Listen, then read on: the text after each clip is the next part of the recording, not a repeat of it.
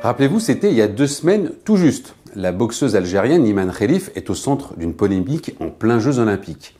Sur les réseaux sociaux et les médias, beaucoup s'interrogent alors sur le genre de la médaillée d'or que l'on dit hyperandrogène, c'est-à-dire avec un taux d'hormones masculines très élevé.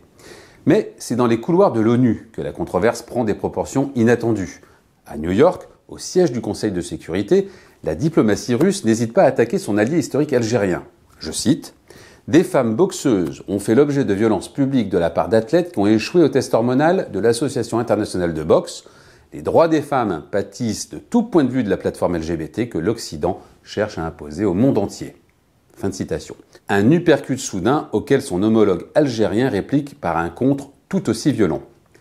Il n'y a pas le moindre doute sur l'appartenance à la gente féminine d'Iman Khelif et ceux qui prétendent le contraire doivent obéir à des agendas inavoués, dixit la diplomatie algérienne. En réalité, cette passe d'armes médiatique met en lumière une tension cachée entre les deux pays, née depuis le début de l'invasion en Ukraine. Dès l'été 2022, tandis que les sanctions pleuvent à l'endroit de Moscou, Alger se pose comme alternative à l'importation de gaz. L'Algérie récupère des clients de la Russie, notamment l'Italie qui double ses importations en 2 ans. Et l'Algérie profite au passage de l'envolée des prix. Dans le même temps, Alger fait preuve d'une certaine ambivalence à l'endroit de son vieil allié russe. Les relations entre les présidents Poutine et Tebboune sont tièdes, sinon froides. Et les coups bas s'accumulent.